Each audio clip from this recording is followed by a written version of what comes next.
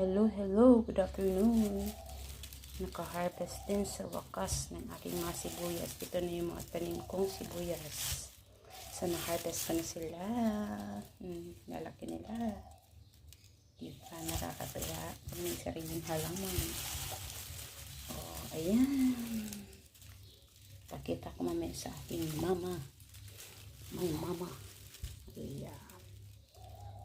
Diba? Kaso nga lang, maliliit kasi wala silang abono. So, ito. Ayan. Ang dami ako na-harvest ng mga sibuyas.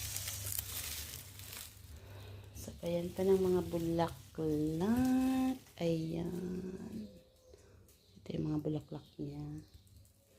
Ng aking sibuyas. Ayan. O, diba?